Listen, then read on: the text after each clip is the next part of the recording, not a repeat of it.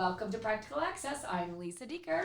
And I'm Rebecca Hines. And today, Lisa, I know we have our friend, Dr. Juli Dixon, and she's going to be talking to us about math and anything else that strikes her. So why don't you give us the basics on Dr. Dixon? Got it. And Dr. Dixon, we thank you for joining us. And the joke is that everybody is our friend, so thank you for being another one of our friends. But Julie and I really do go back a long way. We've been friends since the day I walked in the door. So we're so happy you could be with us to talk to us today about math and maybe a little bit of your family. So welcome.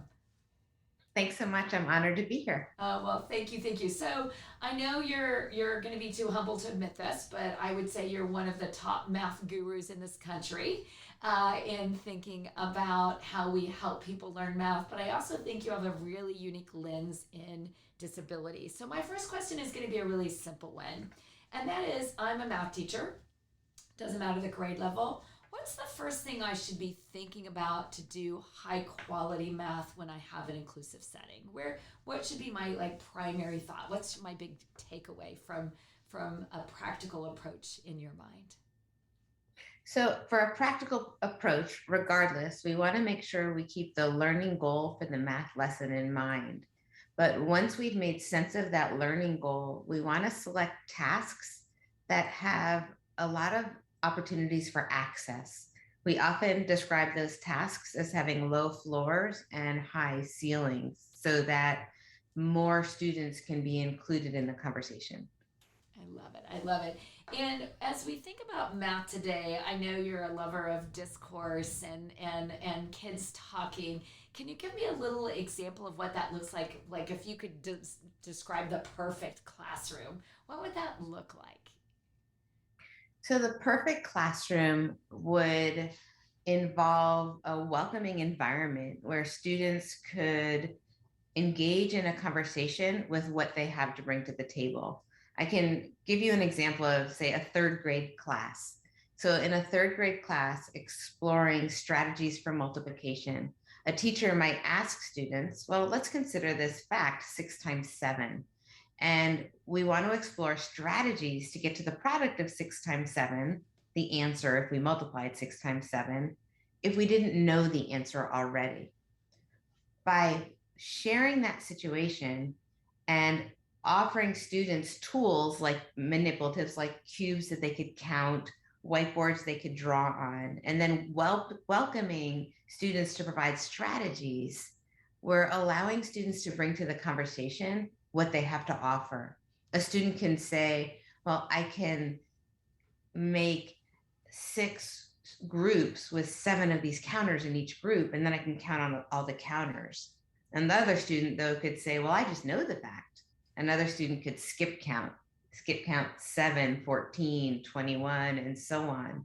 And so by sharing this task that meets a learning goal of using strategies to multiply, but opening it up so students can share wherever they are, and then students can make sense of each other's thinking, we set a stage for more access. Thanks, Julie.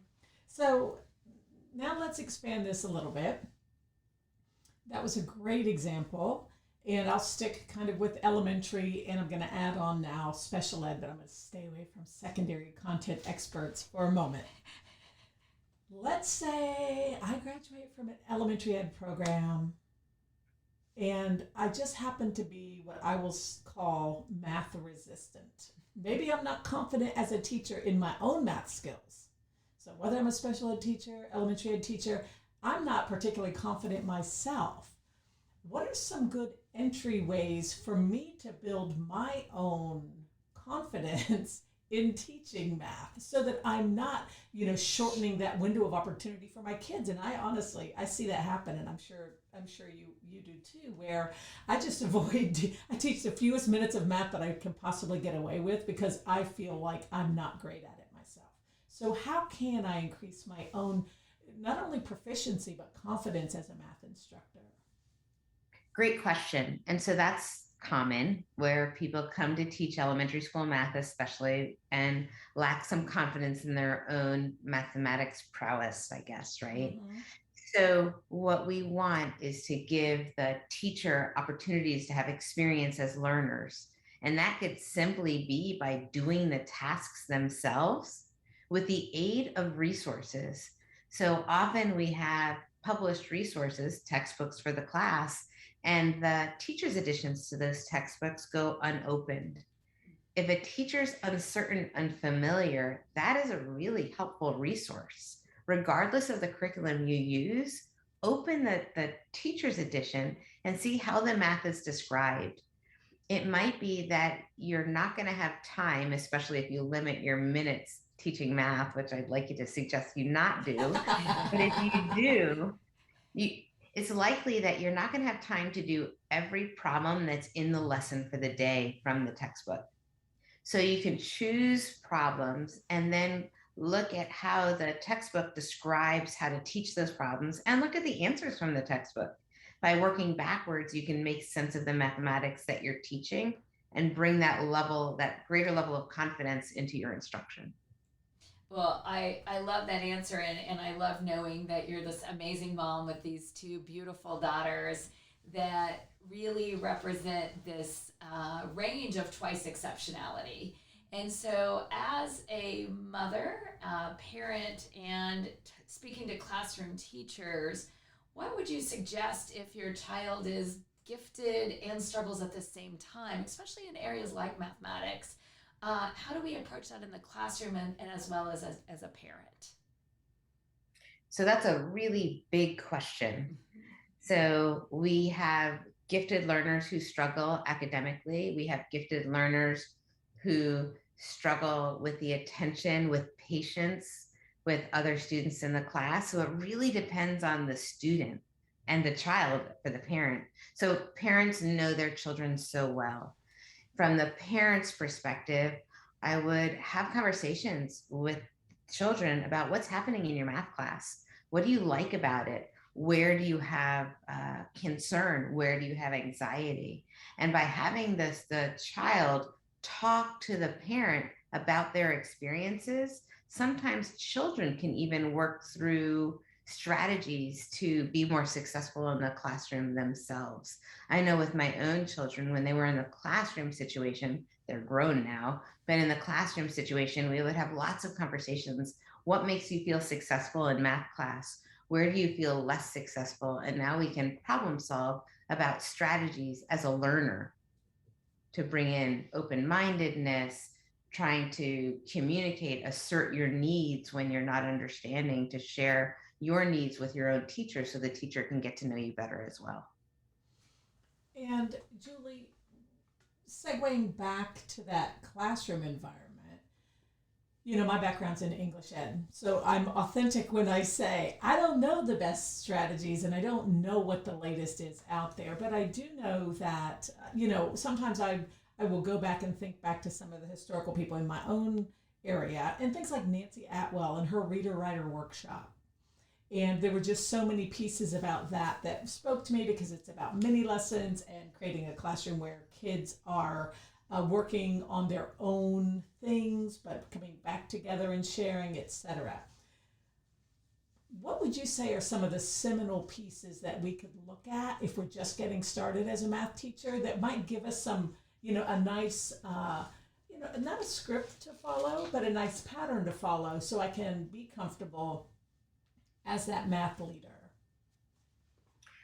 The National Council of Teachers of Mathematics provides great resources for teachers and even beginning teachers or teachers who are trying to develop this level of comfort with teaching mathematics.